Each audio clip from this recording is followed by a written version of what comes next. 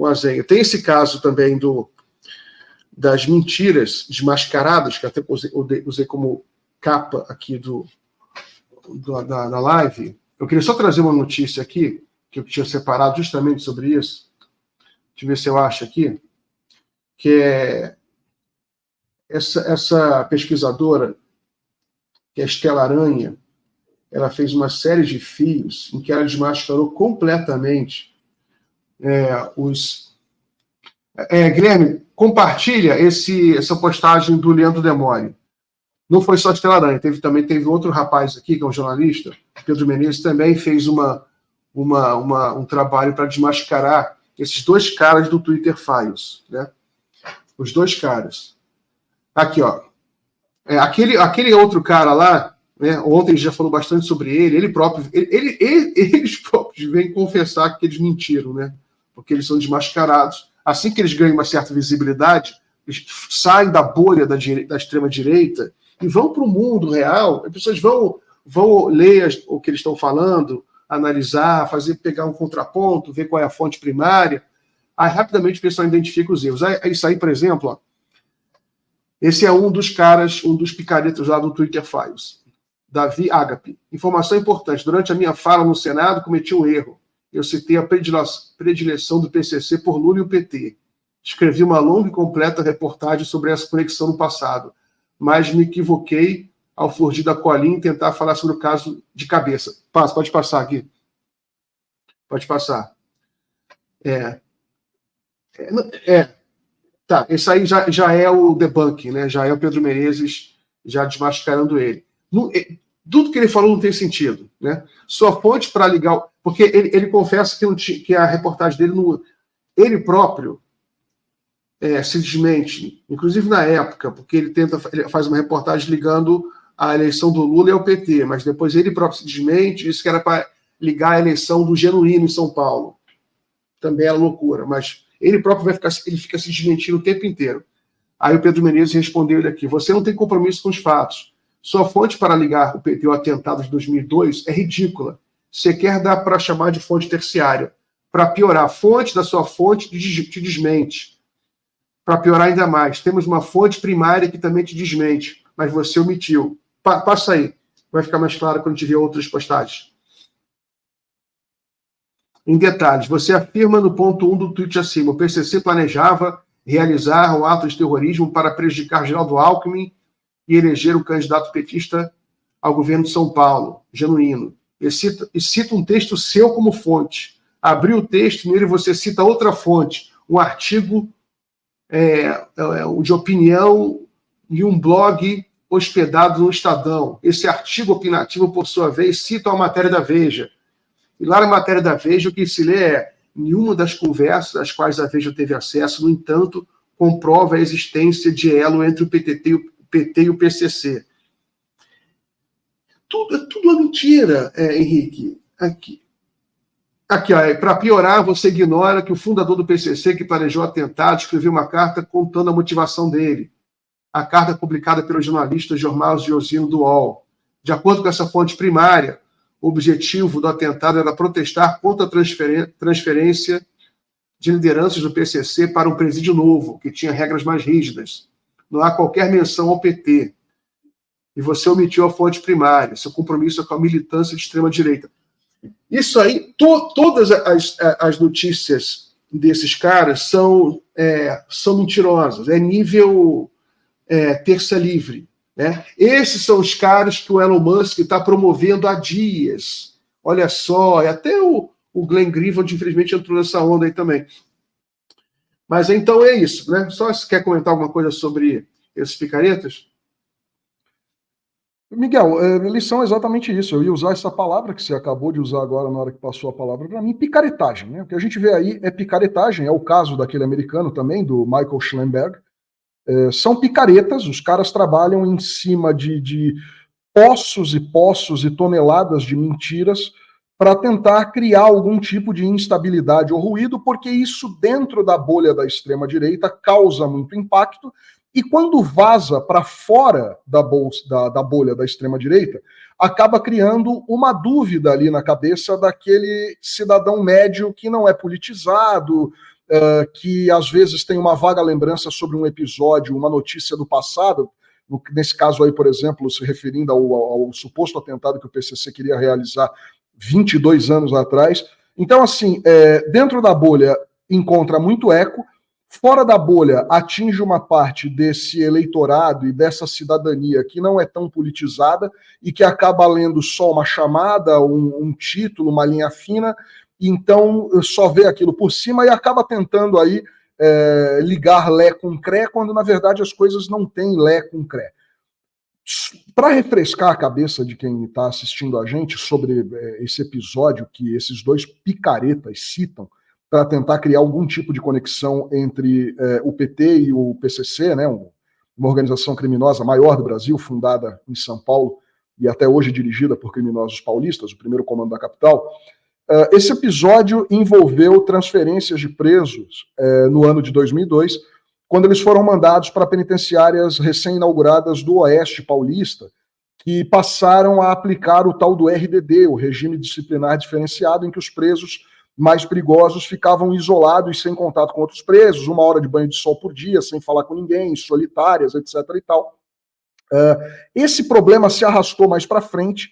Eu acho que vocês lembram que nos ataques de 2006 do PCC, né, no chamado Maio Sangrento, lá quando aconteceram aqueles ataques que morreram aí centenas de agentes de segurança e também morreram outras centenas de pessoas, algumas inclusive inocentes no revide da polícia, né?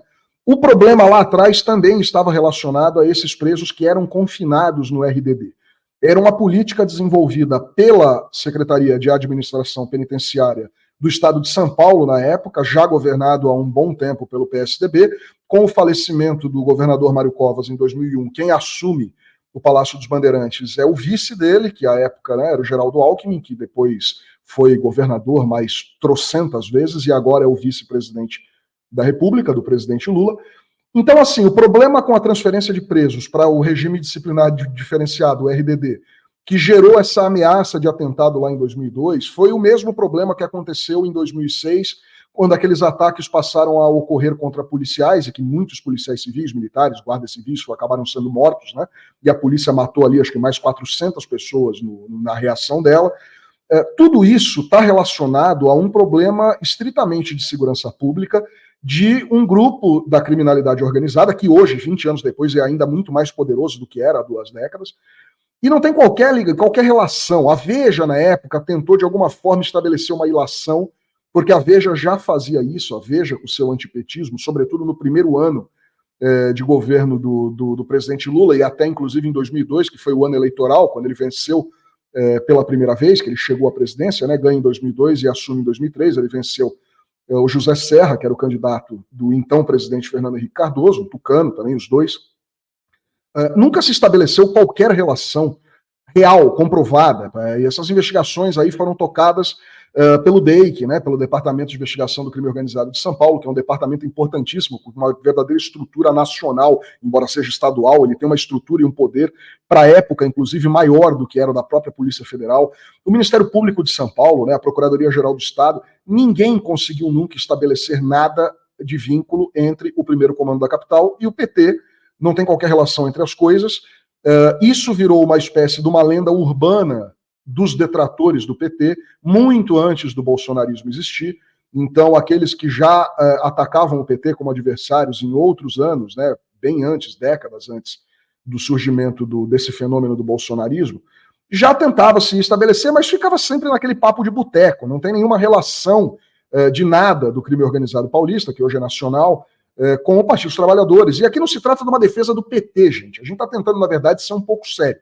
Aí vem esses dois picaretas, desenterram uma história que não tem qualquer relação com coisa alguma, aí dá esse nome aí de Twitter Files, e tenta mesclar coisas de uma época que o Twitter nem existia, com esse papo de que PCC tem relação com o PT, tudo isso para tentar criar esse caldo, né, para entornar esse caldo, que começa com os ataques do Elon Musk ao Supremo Tribunal Federal, ao ministro Alexandre de Moraes, e que agora tenta-se aí espalhar, né, para tudo quanto é canto, jogar titica no ventilador, para não dizer outra coisa, para tentar espalhar, disseminar isso tudo, Miguel. Então, assim, o que a gente está vendo são dois sujeitos que se prestam a esse papel de servir de bucha de canhão, de ponta de lança para a extrema-direita.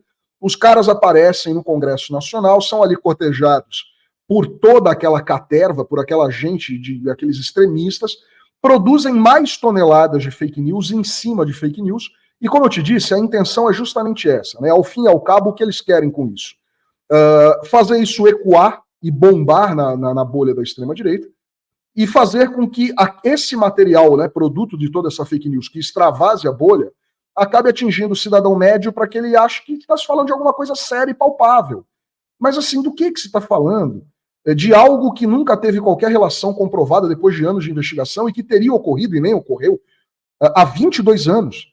Então, assim, onde se quer chegar com isso? Justamente num ambiente de tumulto, tumultuar ainda mais essa primeira metade do terceiro mandato, né, do presidente Lula, porque eles não conseguem fazer uma oposição real. É necessário ter uma oposição? Quando se faz oposição, a oposição às vezes é agressiva? É agressiva. Mas desse jeito, gente, apelando para esse tipo de expediente, é demais, né, Miguel? Não, para mim já foram completamente desmascarados, né? Isso aí eu só mencionei um ponto, mas agora, por exemplo, essa própria Estela Aranha, ela resgatou uma matéria que saiu em todos os portais dos Estados Unidos, né? Que mais de 150 mil contas do Twitter foram suspensas em 2021. Mais de 150 mil. Porque ligados de alguma forma à invasão do Capitólio, a teorias QAnon, de fraude eleitoral nos Estados Unidos, fizeram uma limpa lá. E esse sujeito aí, esses dois, eles, juntamente com os bolsonaristas, vendem a teoria de que o Brasil é uma ditadura brutal, judicial, porque suspendeu meia dúzia de contas de propagadoras de fake news, né? Que ligados de alguma forma com o 8 de janeiro, ou com aquelas mentiras lá da Covid, dizendo que o Brasil é uma ditadura.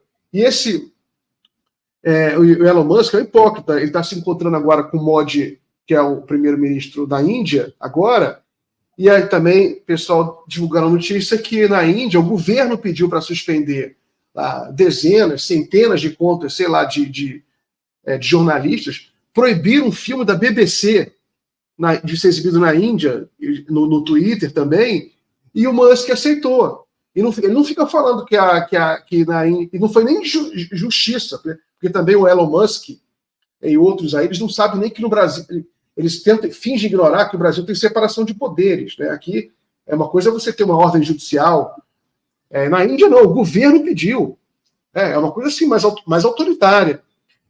Mas eu não vou nem entrar no mérito, porque tem a ver com a realidade da Índia lá. É coisa da Índia, a razão deles. Não vou nem entrar no mérito, mas eu estou apontando aqui a hipocrisia do Elon Musk, né? Em que ele na China também, o Twitter nem entra na China, é bloqueado na China, e ele não fala um ai da China. Ele só vem falar do Brasil, que o Brasil é a pior ditadura do mundo. Pelo amor de Deus, é muita hipocrisia. Henrique, a pior coisa do mundo é a hipocrisia. A pior coisa do mundo, cara. E vira cinismo, né, Miguel? Eu ia justamente, não te interromper, ia falar justamente isso, não precisa ir muito longe. O caso da Índia é clássico. A BBC britânica produziu um documentário que acho que se chamava Índia, o Fator Modi, né, uma coisa assim, que era, na verdade, uma crítica aberta ao Narendra Modi, o presidente indiano, que é um homem de extrema-direita também. O governo determinou imediatamente, ainda fez um discurso violentíssimo contra o Twitter e contra a BBC. Ele botou o rabo entre as pernas e tirou esses links do ar. E ainda deu uma entrevista meses depois, dizendo que assim, imagina, eu tirei porque, olha, quem sou eu? O Twitter é uma empresa e a gente tem que respeitar as leis dos países onde a gente opera. Então, se pediram, tiraram. E aconteceu a mesma coisa agora, no final do ano, na eleição da Turquia, né? Por determinação do Erdogan, do presidente turco, tweets foram retirados do ar e também tiveram a sua distribuição reduzida pelos algoritmos, por ordem dele, porque ele falou, olha, se liga, isso aí tá interferindo na eleição e tal, e é um sujeito que já tem uma pecha de autocrata, né? E ele cumpriu numa boa e disse que estava ali para fazer o que era pedido mesmo, porque ele estava fazendo de tudo para o Twitter não tirar do ar. É como você disse, é a hipocrisia, e a hipocrisia está sempre aí nas raias do cinismo. É isso mesmo. É uma mistura de hipocrisia e cinismo, né? Agora, a nossa mídia, que ela fica passando pano para isso, né? Porque era para estar na capa de todos os jornais. Vamos ver se dá tempo ainda. Se todas as emissoras de televisão mostram o cinismo, que o Twitter suspendeu 150 mil contas nos Estados Unidos, a pátria da liberdade, 150 mil contas, tá? Dá licença. China, Índia, Turquia. Cada país tem suas leis, né, Henrique? Cada país tem suas leis, não vou entrar no mérito, porque senão ele vai ficar, por acaso, sempre que tem esse papo de autoritarismo, o primeiro exemplo que as pessoas dão é a Arábia Saudita. Se quer falar mal de autoritário, por que não fala mal falar mal da Arábia Saudita? Por que o Elon Musk não vai falar mal da... Ele quer vender carro para os árabes, né? Ele não vai ver o Elon Musk falar um ai do príncipe saudita, aquele cara que é o jornalista. O principal sócio do Twitter, do X, é a família do Mohammed bin Salman. O cara que picotou o jornalista, o Jamal Khashoggi, e derreteu o corpo do cara. É o sócio dele. Esse é o sócio dele, ou seja, o amor que ele tem pela liberdade de expressão, pelo jornalismo é imenso, né? Então, realmente, isso aqui é muito irritante, indigna. Espero que as pessoas ponham a mão na cabeça, né? Para que esse cinismo seja revelado, seja explícito.